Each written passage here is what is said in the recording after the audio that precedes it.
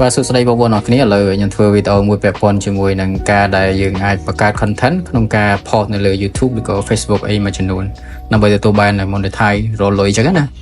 អញ្ចឹងពាក់ព័ន្ធមួយ content ហ្នឹងគឺបងប្អូនប្រើនៅមុខងារ AI ទាំងអស់ក្នុងការធ្វើអាចថាយើងប្រើនៅកម្មវិធី CapCut បន្តិចក្នុងការបង្កើតជាសាច់វីដេអូសិន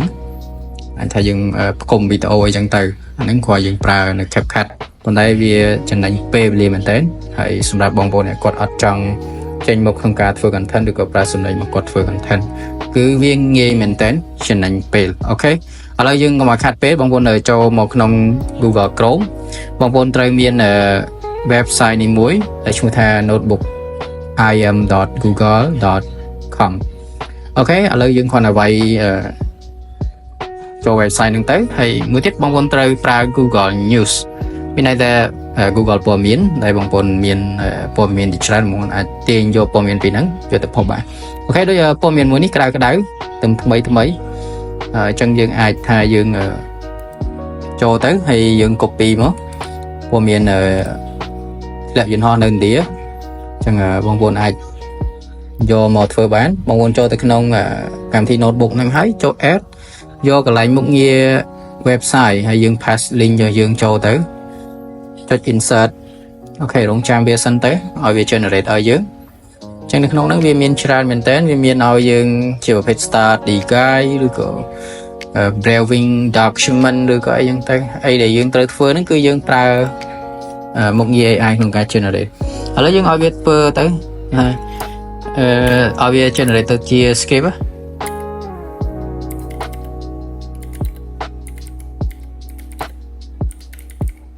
អូខេអញ្ចឹងយើងឲ្យវា generate ជា script video សិនអញ្ចឹងការងាររបស់យើងគឺអត់មានអីច្រើនទេគឺយើងឲ្យវា generate អញ្ចឹងហ្មងទៅតែកម្មវិធីមួយនេះគឺសម្រាប់បងប្អូនដែលគាត់ជាអ្នកសិក្សាស្រាវជ្រាវអីគឺបងប្អូនអាចប្រើមុខងារមួយនេះគឺល្អមែនទេអូខេអ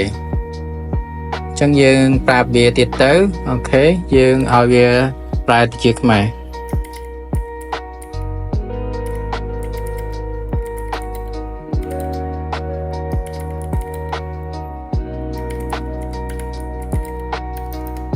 អូខេយើងឲ្យវាប្រែទៅជាខ្មែរយើងចុច generate អូខេក្នុងករណីថាវាអត់ឲ្យ generate ជាខ្មែរទេដោយសារអី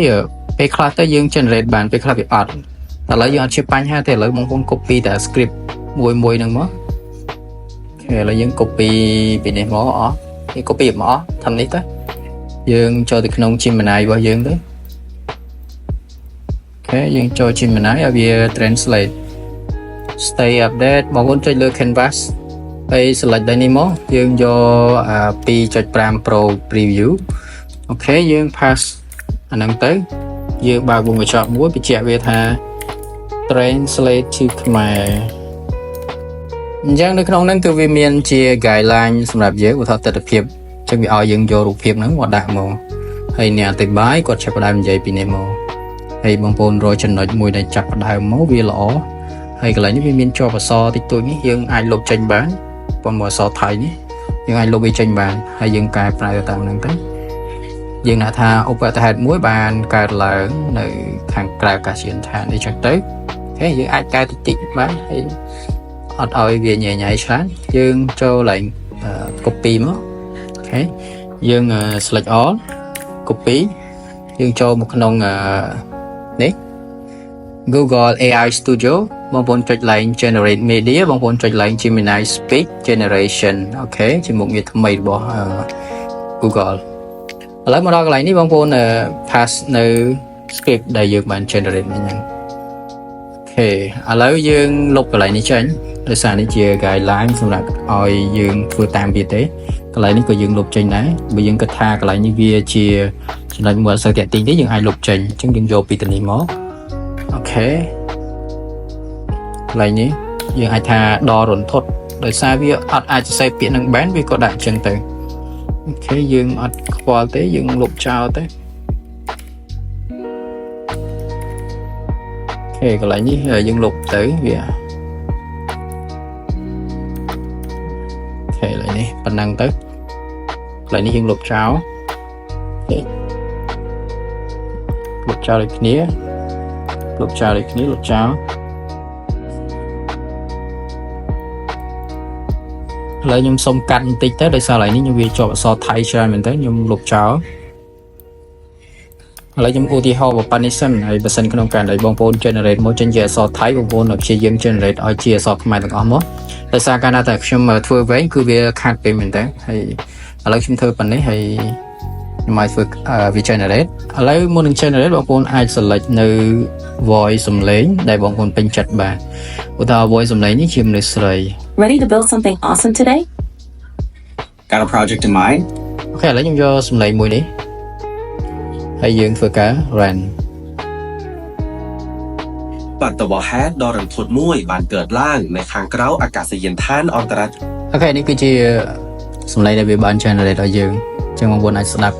ដែលយើងឃើញមិនយ៉ាងចឹងគឺវា generate ឲ្យយើង ទៀតសាដាវ៉ាឡាផៃបាតែលក្នុងទីក្រុងអាហ្មាដាបាត សំឡេងខ្លះបងប្អូនបើសិនក្នុងករណីបងប្អូនចង់បានជាសំឡេងមួយដែលច្បាស់ល្អ generate ឲ្យល្អបងប្អូនអាចយកសំឡេងខាងលើនេះខ្ញុំសាក generate ជាច្រើនវីដេអូហើយគឺខ្ញុំប្រើសំឡេងមួយនេះគឺវានិយាយបានច្បាស់ល្អមែនទែនពាក់ព័ន្ធមួយភាសាខ្មែររបស់យើងអញ្ចឹងបងប្អូនអាចយកឥឡូវនេះCP នេះបងប្អូនអាចយកឥឡូវគាត់ហ្នឹងហើយនេះគឺជាមុខងារសម្រាប់អ្នកគាត់ធ្វើ podcast អីចឹងណាអូខេអានេះគឺជាចំណុចល្អមួយដែលយើងអាចយកទៅប្រើប្រាស់បានក្នុងការងារវិស័យ online ក្នុងការរកលុយជាមួយនឹង social media ជាច្រើនអូខេអញ្ចឹងវាមានតែប្រមាណចំណុចដែលយើងអាចទាញពីបានសម្រាប់បងដែលគាត់ធ្វើ content លើ YouTube គាត់គិតរក content អីមួយក្នុងការធ្វើអត់ចេញបងប្អូនអាចមើលវីដេអូមួយនេះក្នុងការធ្វើបានវាងាយស្រួលក្នុងការធ្វើគាត់ថាយើង generate សំឡេងហើយយើង download សំឡេងហ្នឹងមកអូខេដោយសារមកខ្ញុំ refresh ទៅវាទៅបាត់ទៅបងប្អូនអាចធ្វើការ download សំឡេងហ្នឹងទៅហើយយកមកកាត់ដាក់នៅក្នុង CapCut របស់យើងអូខេយើងមកដាក់នៅក្នុង CapCut មកហើយយើងបង្កើតជាវីដេអូយើងកាត់តឲ្យត្រូវជាមួយនឹងទំហំរបស់ YouTube អីចឹងណាយើងអាចទទួលបាន channel ពី YouTube ហើយមិនតែយើងធ្វើភ្លាមជោគជ័យភ្លាមទេយើងព្យាយាមផុសវីដេអូសិនទៅតទៅទៀតទៅមានអ្នក subscribe អីចឹងទៅហើយយើងព្យាយាមធ្វើវីដេអូឲ្យល្អដាក់រូបភាពឲ្យទាក់ទាញ thumbnail ទាក់ទាញទៅមានអ្នកមើលហើយសម្រាប់ខ្ញុំមិនជាអ្នកជំនាញខាង YouTube អីទេគឺជាកលឹះមួយក្នុងការស្វែងរក content ក្នុងការផុសរបស់ខ្ញុំអូខេវីដេអូនេះគឺមានតែប៉ុណ្្នឹងឯងហើយកុំភ្លេច subscribe នៅលើ YouTube របស់ Khmer Digi ឬក៏TikTok របស់ Khmer Digi អរគុណច្រើន